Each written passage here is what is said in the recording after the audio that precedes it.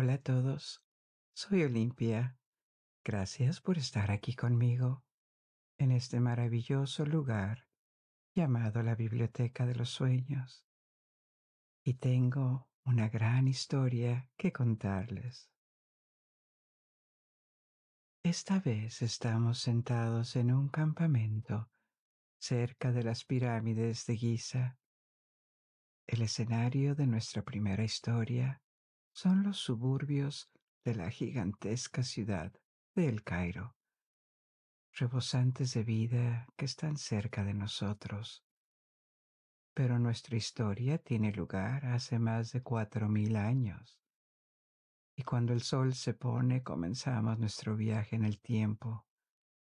Los edificios desaparecen, todo se vuelve silencioso y las pirámides vuelven a su esplendor pasado, más altas que hoy, lisas, blancas y brillantes al atardecer. Como siempre, no es necesario que veas el video para seguirlo. Si lo deseas, puedes cerrar los ojos y olvidarte de cualquier preocupación mientras nos embarcamos juntos en esta aventura. Si eres tan amable, suscríbete a mi canal y haz clic en el botón me gusta.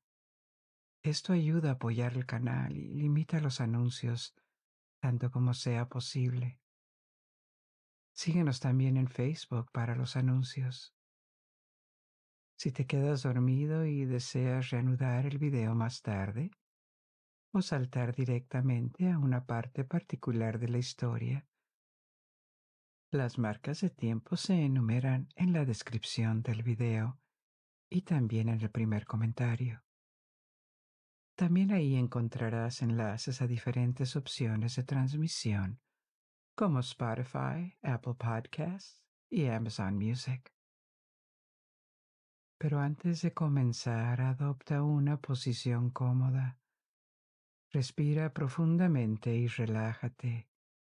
Cuando exhales, libera la tensión de tus hombros, libera la tensión de tus músculos faciales también y permite que el sonido de mi voz te guíe a través de este viaje.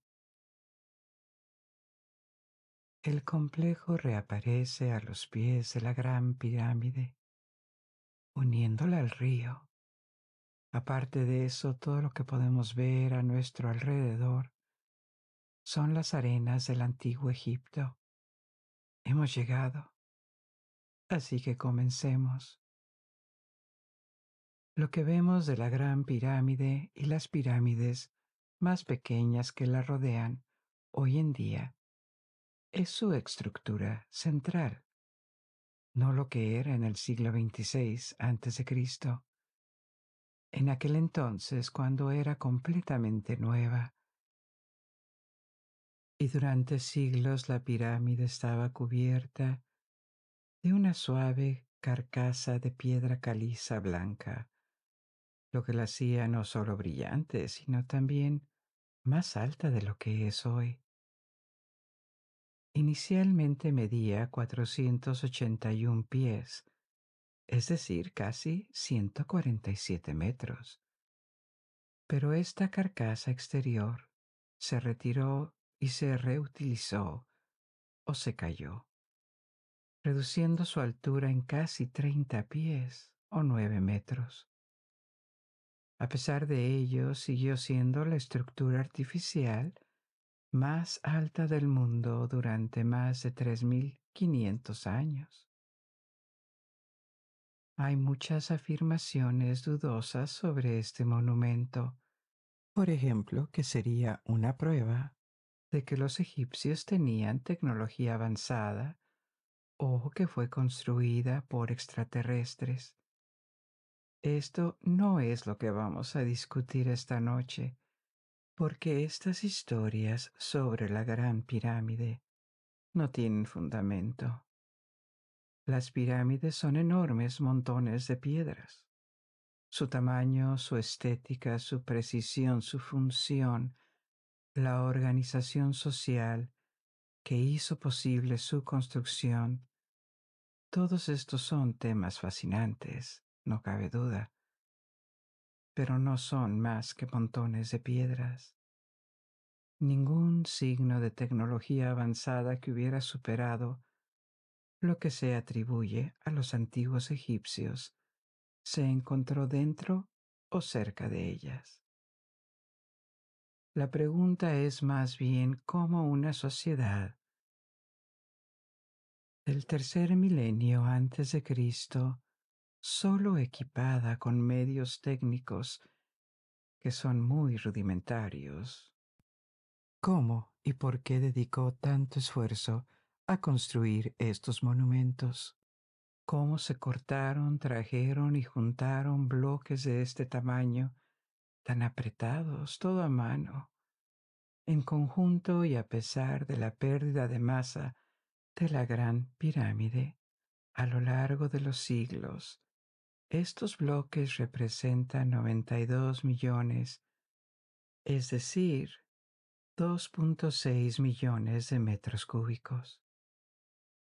¿Cuáles fueron los retos a los que tuvieron que enfrentarse arquitectos y trabajadores?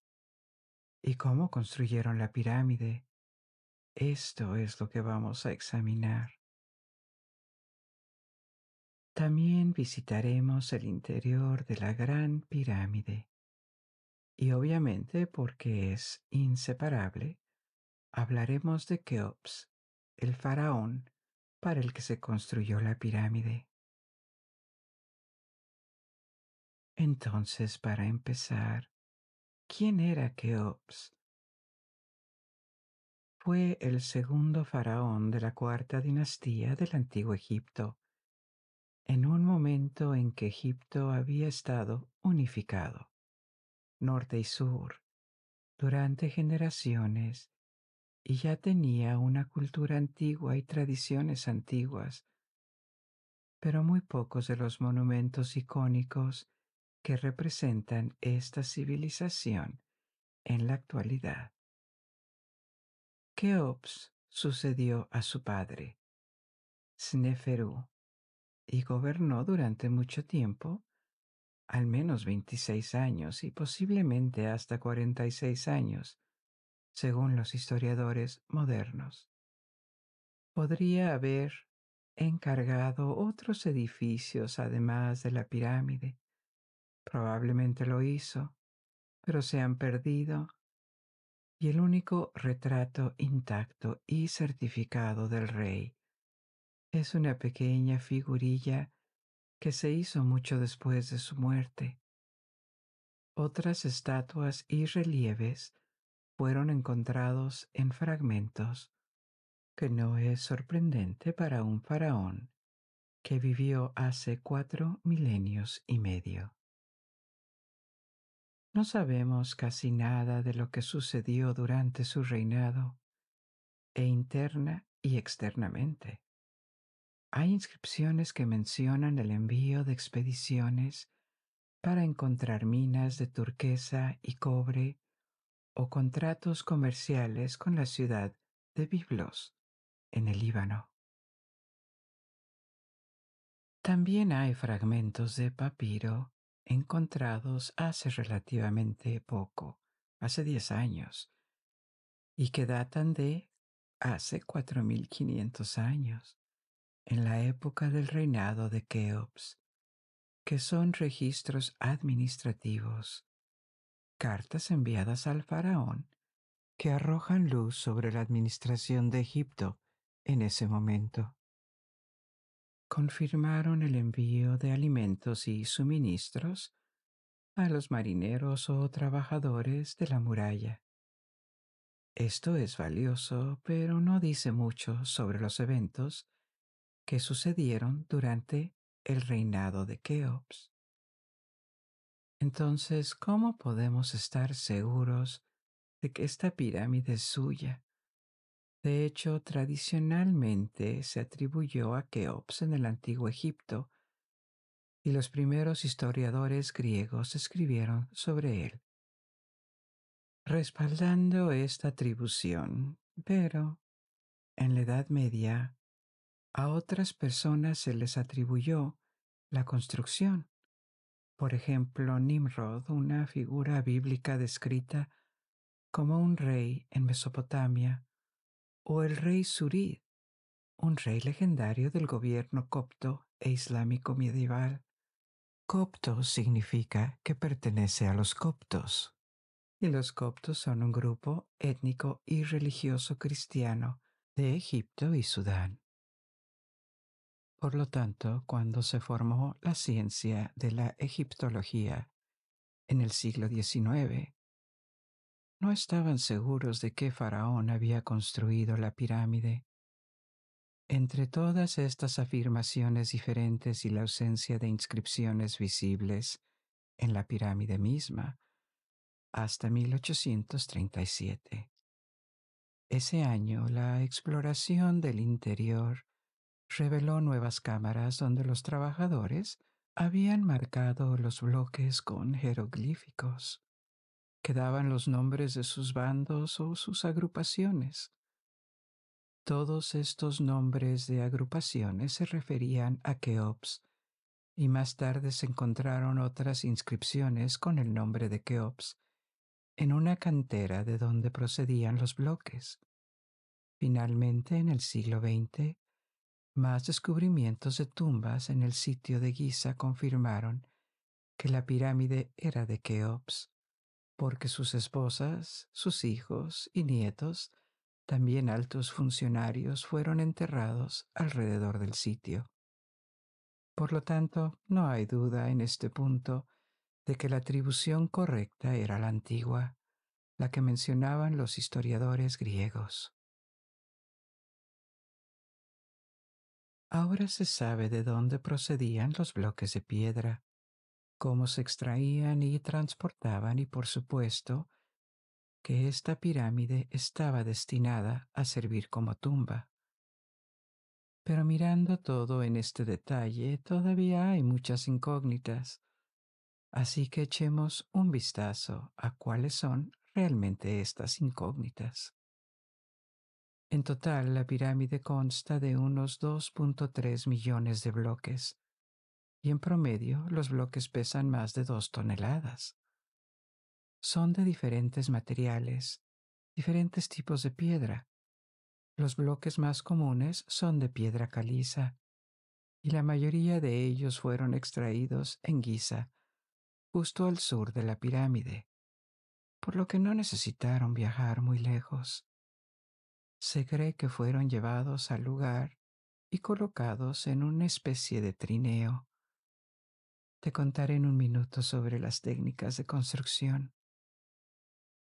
Pero también había otros materiales, por ejemplo, la cubierta blanca de la piedra, que también era de piedra caliza, pero de un tipo diferente. Estos bloques procedían de otra cantera, a unas 6 millas al sur de la pirámide, y probablemente fueron transportados en barco.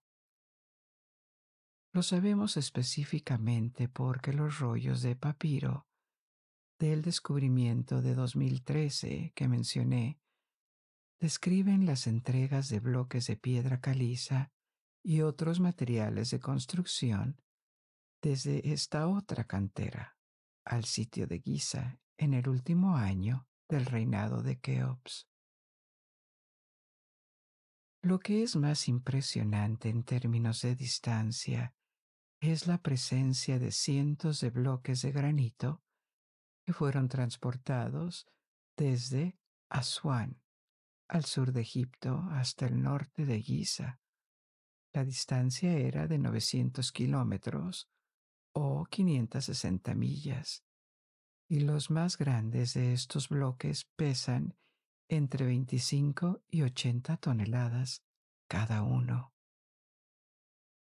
El granito es una piedra muy dura, y estos grandes bloques se utilizaban para hacer diferentes cosas dentro de la pirámide, incluyendo el techo de una habitación dentro de la pirámide llamada la Cámara del Rey, que visitaremos más adelante, así como varias otras cámaras encima de ella, llamadas las cámaras de alivio, porque su función era distribuir y soportar el peso de los bloques encima de ellas para evitar un colapso. La técnica utilizada para extraer granito y otras piedras está bien documentada. Los egipcios cavaron agujeros en las piedras e insertaron cuñas de madera.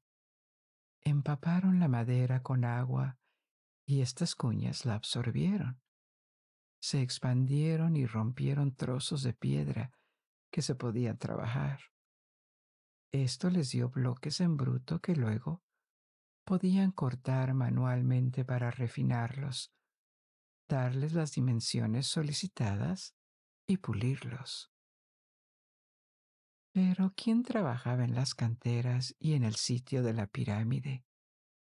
Una creencia muy extendida en la antigüedad era que se utilizaba mano de obra esclava, pero se basaba más en las creencias de los extranjeros, especialmente de los griegos, que practicaban la esclavitud a gran escala.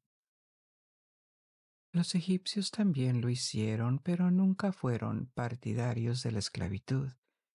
Y es otro tema, pero es difícil distinguir entre las diversas categorías de trabajo forzado y no remunerado que existían en el antiguo Egipto.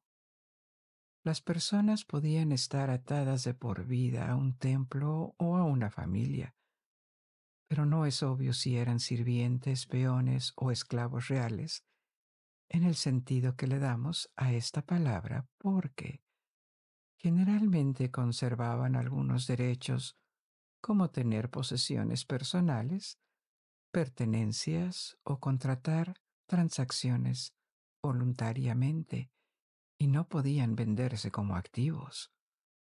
Por lo tanto, había una variedad de situaciones y derechos. Evolucionó con el tiempo, pero las únicas personas con un estatus que corresponde a la definición moderna de esclavitud eran las personas condenadas que fueron despojadas de sus derechos como castigo, o los cautivos de extranjeros de Nubia o del Medio Oriente. Lo que sí existía a gran escala, sin embargo, era un sistema de trabajo forzado, es decir, trabajo forzado para los campesinos. Cuando no necesitaban trabajar en el campo, podían ser reclutados para convertirse en mano de obra o, a veces, en un ejército que servía al faraón o a los nobles locales.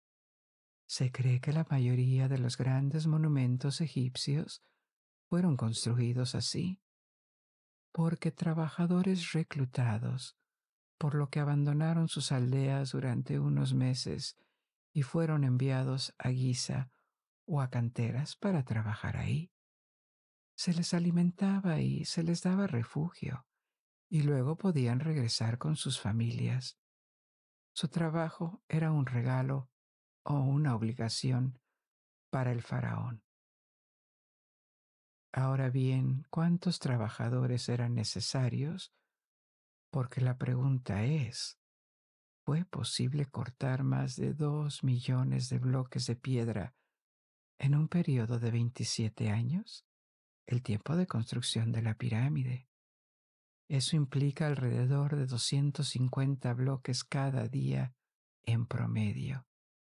Y esta es una de las razones por las cuales algunas personas dudaban de que la pirámide pudiera construirse en este periodo de tiempo, con las herramientas rudimentarias que los egipcios tenían a su disposición. Entonces, se llevaron a cabo experimentos arqueológicos para ver cómo era posible.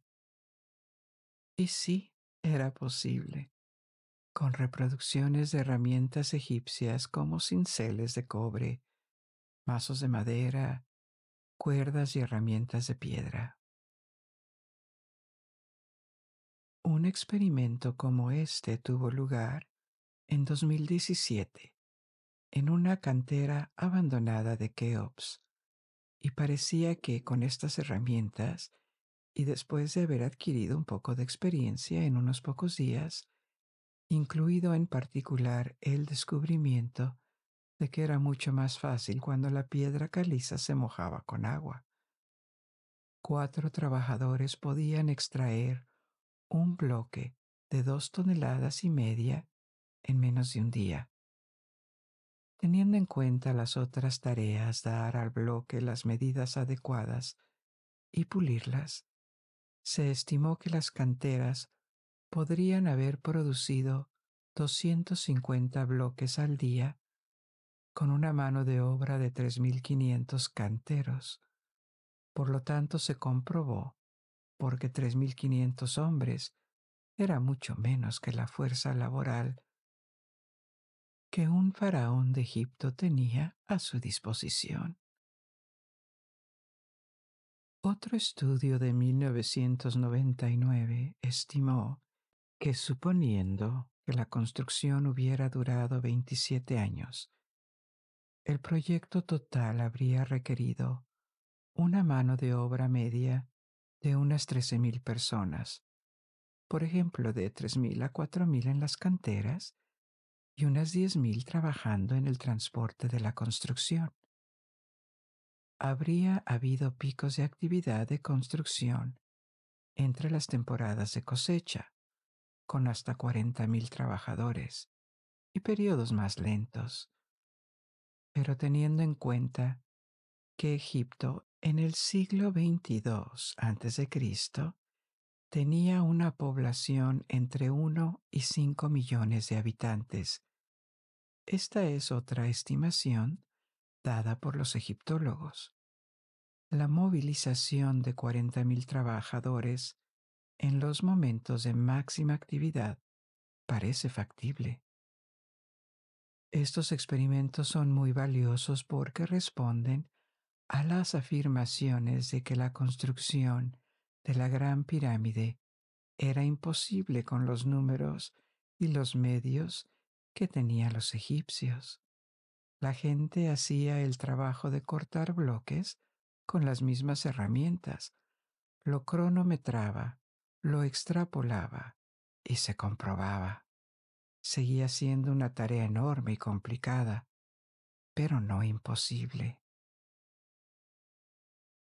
Algo que ayudó a construir un poco más rápido es que solo los bloques externos visibles o los bloques que componen las paredes de las cámaras interiores encajaban con precisión y están perfectamente pulidos.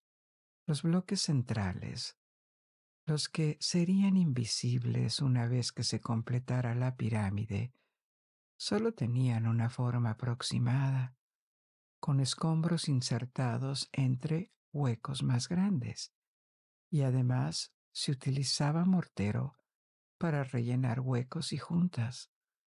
Por lo tanto, solo una minoría de los bloques, todavía decenas de miles, pero no todos, fueron cuidadosamente moldeados y pulidos. El resto seguía siendo algo preciso, pero mucho más tosco.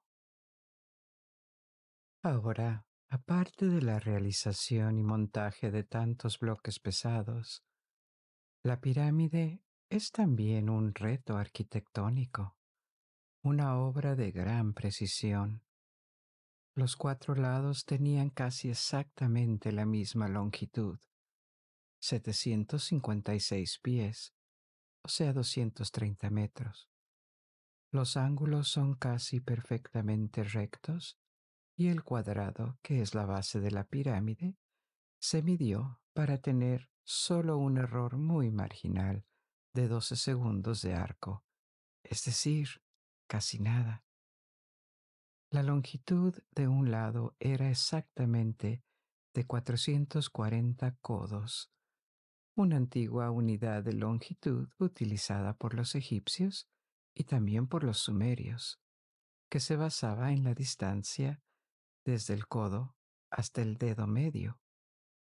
Por supuesto, en las construcciones Se estandarizó al igual que los pies, porque esta distancia varía entre las personas. La pendiente de la pirámide también era casi perfecta, y esta pendiente se utilizó en todas las pirámides lisas, como la de Giza, por lo que se ven iguales. Tienen exactamente las mismas proporciones.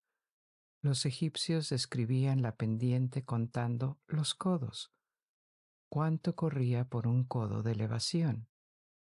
En el caso de las pirámides, la pendiente vista como perfecta era de 14:1.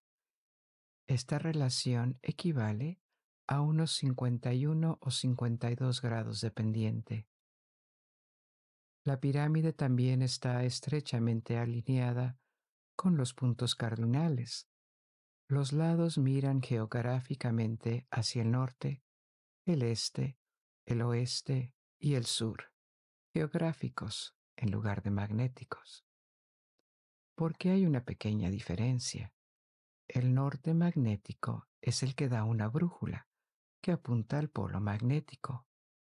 El norte geográfico y otras direcciones dependen del Sol.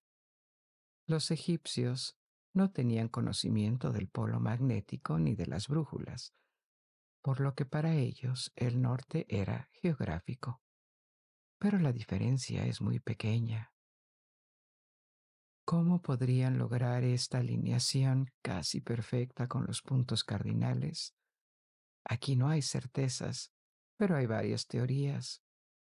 Una de ellas es que utilizaron una varilla vertical para rastrear sus sombras a lo largo del día. Se habría dibujado un círculo alrededor de la base de la varilla y las líneas de sombra se cruzan con este círculo. De esta manera, podrían haber obtenido una línea este-oeste y haber posicionado el norte y el sur, dibujando otra línea en ángulo recto con ella. Otra posibilidad es que siguieran la estrella polar, que entonces solía indicar el norte y estar casi perfectamente fijada en el cielo nocturno. O tal vez lo hicieron rastreando otras dos estrellas, como Mizar y Kochab, que aparecieron en una línea vertical en el horizonte cerca del norte a mediados del tercer milenio antes de Cristo. En cualquier caso, lo hicieron con uno de estos métodos y con gran precisión para la época. Probablemente también resolvieron otros problemas con este tipo de método simple, pero astuto. Por ejemplo, otra hipótesis es que para asegurarse de que la base de la pirámide era perfectamente plana, podrían haber llenado el cuadrado con agua y comprobar el nivel a cada lado, como una especie de nivel de burbuja gigante. Todo esto demuestra que, por muy sencilla que fuera la forma, la construcción de la pirámide fue también un proyecto de ingeniería. No se trataba solo de amontonar bloques, requirió cálculos, anticipación y la ubicación del edificio estaba llena de significado para los egipcios. Tal vez la pregunta más importante de todas es, ¿cómo se levantaron estos bloques grandes y pesados hasta la cima? Obviamente no había grúas ni motores, por lo que tuvo que construirse íntegramente a mano, tirando o empujando los bloques. De hecho, los bloques colocados más arriba de la estructura son más pequeños, no tan gruesos, y algo más ligeros que los bloques cerca de la base, pero aún pesaban cientos de libras o kilogramos. Las pirámides de la cuarta dinastía, que incluyen todas las pirámides de Giza, y las otras más pequeñas, fueron construidas por los sucesores de Keops. Estas pirámides están hechas completamente de bloques de piedra, pero más tarde, durante el Imperio Medio, En el segundo milenio antes de Cristo, las técnicas cambiaron y la mayoría de las pirámides estaban hechas internamente de ladrillos de barro, y esta montaña de ladrillos estaba encerrada en una chapa de piedra caliza pulida, por lo que externamente se veían iguales, pero tampoco resistieron la prueba del tiempo. La carcasa se cayó o se la llevaron y los ladrillos se deterioraron.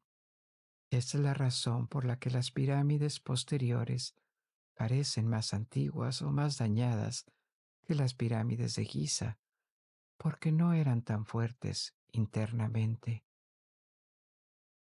Aparte de los bloques, la Gran Pirámide requirió una gran cantidad de escombro para rellenar los huecos entre los bloques. Como dije antes, se cortaron toscamente cuando no eran visibles. Este relleno de escombros casi no tiene propiedades aglutinantes, pero era necesario para estabilizar la construcción. También requería una gran cantidad de mortero de yeso, miles de toneladas, y esta podría ser una de las razones por la que la construcción de pirámides tan grandes no duró. El yeso tuvo que deshidratarse mediante calentamiento, lo que requirió enormes cantidades de madera. Algunos egiptólogos han sugerido que la construcción de las pirámides de Giza y algunas otras pirámides anteriores podrían haber despojado a Egipto de casi todos sus bosques. La madera nunca fue muy abundante en Egipto. Es posible que la construcción de estas grandes pirámides de piedra se haya detenido simplemente porque no quedaba suficiente madera para continuar, o porque se volvió obviamente irresponsable. Volviendo a la cuestión de cómo se trasladaron los bloques hasta la superestructura, no se conocen pruebas históricas o arqueológicas precisas que resuelvan definitivamente la cuestión. Por lo tanto, todo lo que tenemos son hipótesis, que son posibilidades respaldadas por lo que sabemos de las capacidades de los egipcios, pero certezas no lo son.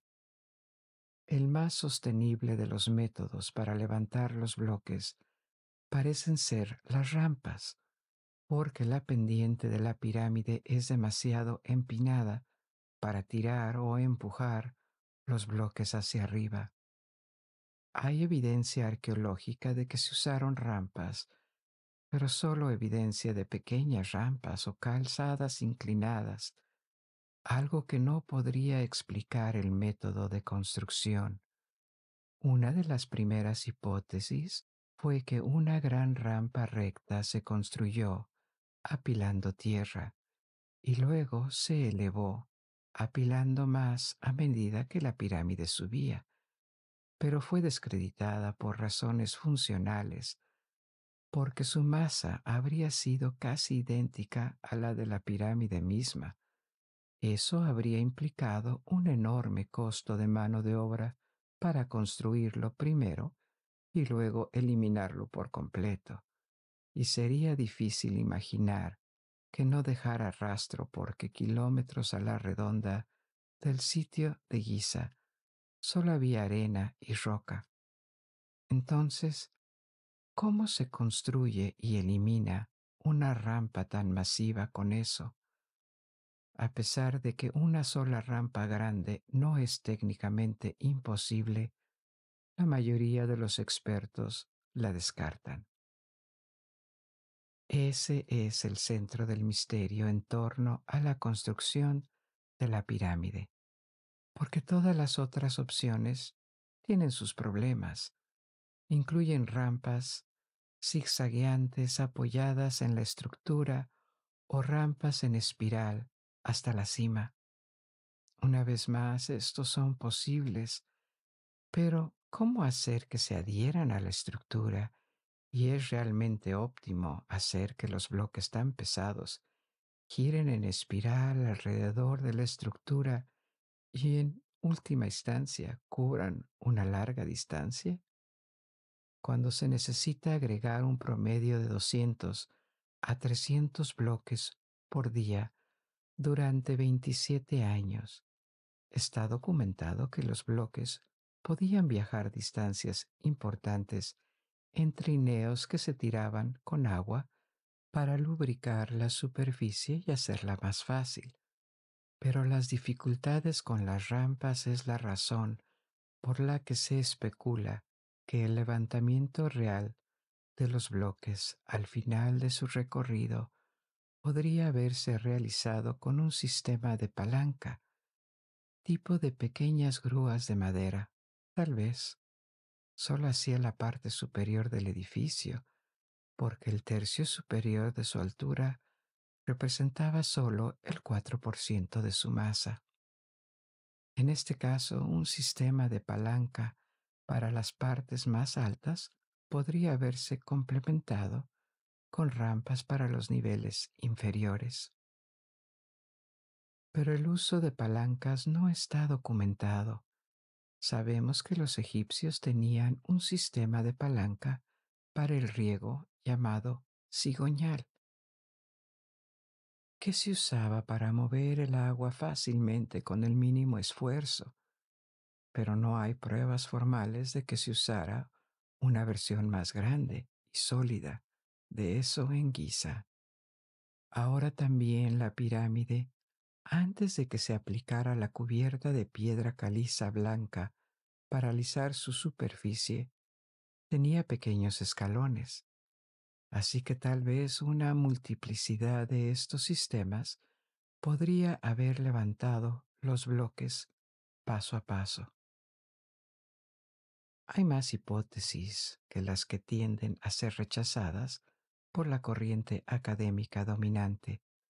Por ejemplo, que había un sistema de rampas interna, que la pirámide no fue construida desde cero, sino alrededor de un núcleo, como una serie de niveles en espiral, por lo que la estructura de la pirámide en sí se habría utilizado como rampa. Esto a menudo se descarta por su complejidad y falta de evidencia. Podría ser técnicamente posible, pero parece una posibilidad remota. Otra teoría que es ampliamente rechazada fue que los egipcios en realidad no trajeron los bloques, los hicieron directamente in situ y sobre el monumento con una especie de hormigón de piedra caliza. Lo que tomaríamos por bloque sería en realidad concreto. Hay muchos argumentos contra de esto, e incluyen el hecho de que el análisis de los bloques apunta a piedra caliza regular, o el hecho de que existieran canteras donde se cortaron los bloques. Incluso son visibles las formas de los bloques separados de la roca. Entonces, ¿por qué se habrían molestado en extraer todos estos bloques si no los necesitaban?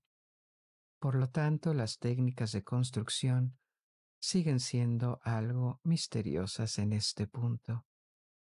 En realidad, no es que no haya explicaciones en absoluto, es que hay varios que parecen posibles, pero ninguno de ellos es del todo satisfactorio. De ahí la idea de que podría haber habido una combinación de métodos para levantar y colocar los bloques, pero lo que nos falta son pruebas definitivas.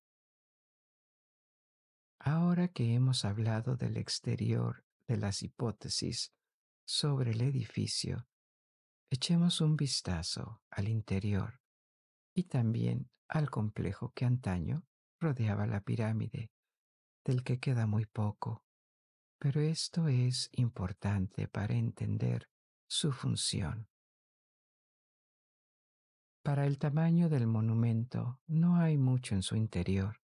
Esencialmente hay tres cámaras principales, un pasaje llamado la Gran Galería y varios pasillos y pozos más pequeños. Inicialmente había una sola entrada a la pirámide. Se encuentra en el lado norte y la entrada está rematada por una fila de chevrones dobles que desvían el paso de ella. Esta entrada se abre a un pequeño y estrecho pasaje descendente. La entrada está a unos 56 pies o 17 metros sobre el suelo, por encima del nivel de la base, y este pasaje interior desciende aproximadamente hasta el nivel de la base antes de comenzar a elevarse nuevamente. La segunda entrada, llamada el túnel de los ladrones, fue excavada a un nivel más bajo que la entrada principal, y este pasaje, excavado en piedra, se une con el pasaje descendente. No se sabe exactamente cuándo se excavó este túnel, posiblemente durante la época del Antiguo Egipto o después, pero ya estaba aquí en la Edad Media. Al final de este pasaje descendente hay un agujero cuadrado en el techo, y a través de este agujero se puede acceder a otro pasaje ascendente, uno que te lleva hacia el centro de la pirámide, donde se encuentra la sala llamada la Cámara del Rey. Esta abertura en el techo no es nada práctica y obviamente no pretendía ser un pasillo para que circularan las personas.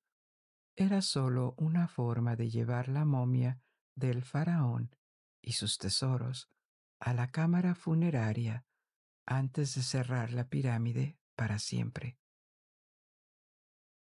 Se cree que esta entrada estaba oculta por un bloque inicialmente, y ponerla en el techo era una forma de ocultarla, pero fue encontrada y retirada hace mucho tiempo.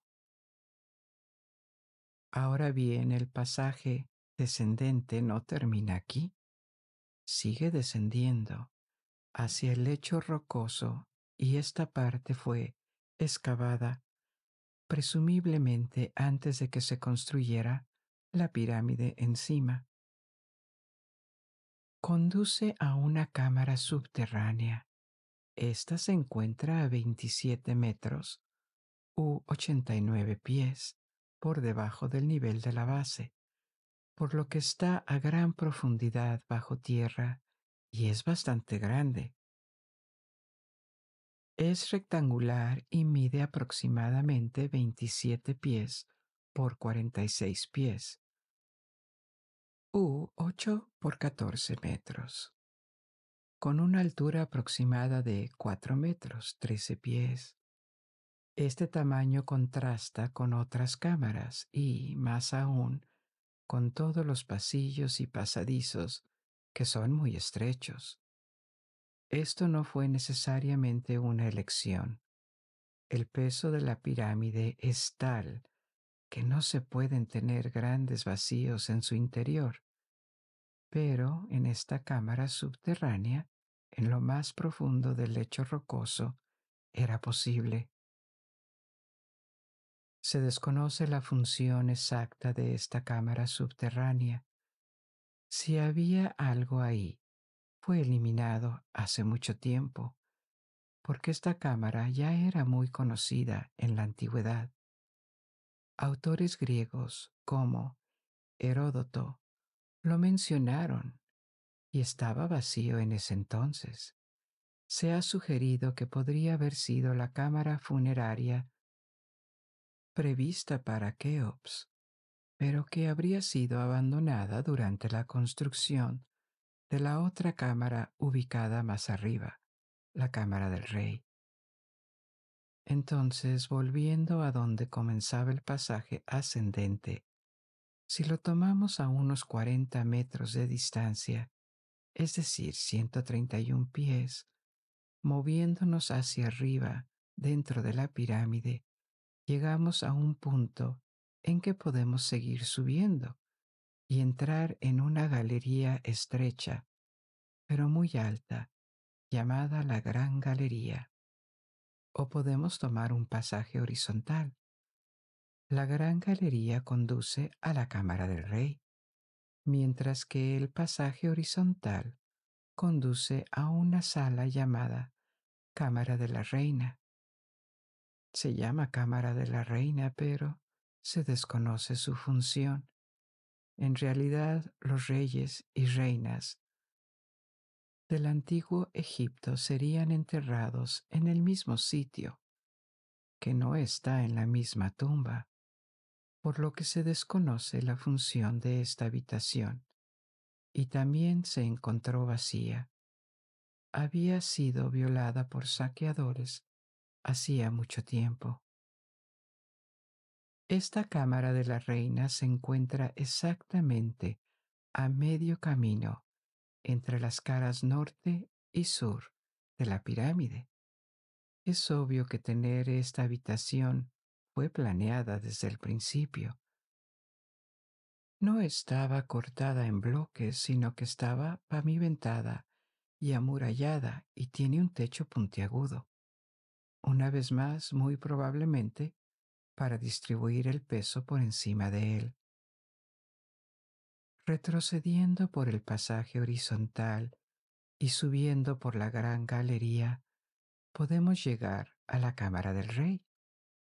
Esta gran galería es impresionante. Es estrecha y se hace más estrecha a medida que subimos. Su ancho disminuye de 7 pies o 2 metros al principio a solo 3 pies y medio o 1 metro al final, pero el techo tiene 28 pies de altura, por lo que en la completa oscuridad de la pirámide estaba demasiado lejos para ser visto. Al final de la galería se encuentra la última línea de defensa de la Cámara del Rey, una antecámara que fue diseñada para albergar rastrillos de piedra de bloqueo. 3 grandes piedras de granito, puertas, fueron colocadas en ranuras y dejadas caer, supuestamente después de que el faraón fuera enterrado. Los rastrillos eran gruesos, de unos 20 centímetros o 50 centímetros de espesor cada uno, pero obviamente no eran suficientes porque aún podían ser destruidos, y así fue. Además, la antecámara tenía un defecto de diseño. Se dejó un espacio por encima de estas grandes piedras, entre su parte superior y el techo, para que pudieran ser sorteadas, excepto la última. Cruzando esta antecámara, finalmente llegamos a la Cámara del Rey, que se encuentra aproximadamente a medio camino entre la base y la cima de la pirámide. Se encontró vacío, con solo un sarcófago de piedra roto, donde supuestamente se colocó un día la momia de Keops, probablemente rodeado de artefactos y tesoros que lo acompañarían en el más allá. Pero todo fue saqueado hace mucho tiempo durante la antigüedad. Sobre el techo de la cámara del rey hay 5 compartimentos que presumiblemente estaban destinados a salvaguardar la cámara del rey de la posibilidad de que el techo se derrumbara. Esta es la razón por la que los compartimentos se llamaron cámaras de alivio. Es en estos compartimentos donde se descubrieron grafitis dejados por los trabajadores en el siglo XIX, lo que ayuda a distribuir la pirámide de Keops. Les dije antes que después de Keops, el tamaño de las pirámides disminuyó. El resto del sitio de Giza, que tiene 3 pirámides principales y otras más pequeñas, Fue construido durante aproximadamente un siglo. Sin embargo, las otras son más pequeñas y después de la cuarta dinastía, el tamaño de las pirámides disminuyó. Estos núcleos de bloques de piedra fueron reemplazados por ladrillos. La cuarta dinastía fue durante el Imperio Antiguo. En el Imperio Medio, la práctica de construir pirámides disminuyó con el tiempo. Durante el Imperio Nuevo, en el segundo milenio antes de Cristo, la segunda mitad del milenio, los faraones y nobles preferían ser enterrados en tumbas subterráneas que aún requerían trabajo, pero nada parecido al esfuerzo de construir una pirámide como la de Keops. Entonces, ¿por qué dejaron de construir pirámides? Puede que no haya una sola razón, pero es probable que esta práctica se haya vuelto insostenible para Egipto como país y como sociedad, posiblemente por razones ecológicas. Mencioné antes que el consumo de madera, especialmente como combustible para hacer mortero, era enorme en un país con poca madera. También podría ser por razones sociales. Los faraones pueden haber sido vistos como dioses vivientes, pero no había mucho que una sociedad estuviera dispuesta a aceptar para honrarlos. Los faraones siguieron construyendo, pero cada vez más invirtieron en templos o monumentos más pequeños, que pueden haber sido vistos como más útiles y más aceptables. En cualquier caso, también había un templo asociado a la pirámide, presumiblemente dedicado al culto de Keops después de su muerte. Se encontraba en el lado este de la pirámide y ha desaparecido casi por completo. También había una calzada que unía la pirámide con el río, de la que solo quedan pocos restos. Al este de la pirámide había un cementerio donde se encontró la tumba de la madre de Keops, pero su ataúd estaba vacío, a pesar de que había sido sellado y nunca violado. Esta puede ser otra historia misteriosa que sucedió ahí y nunca sabremos lo que realmente sucedió. Gran parte del trabajo arqueológico en el sitio también ha consistido en estudiar el entorno. Estos estudios han revelado que una vez hubo un puerto próspero, por lo que probablemente hubo actividad económica, tal vez alrededor del templo de Keops. Había cuarteles para soldados u obreros y muchos restos dejados por los miles, a veces decenas de miles, de hombres que trabajaban, comían, vivían y dormían en el sitio, formando un pueblo o incluso una ciudad temporal. Si tan solo los miles de trabajadores que contribuyeron a la creación de uno de los monumentos antiguos más impresionantes de la humanidad pudieran hablar, tal vez se podría explicar el misterio de cómo se construyó exactamente la pirámide. Hemos llegado al final de nuestro viaje de esta noche.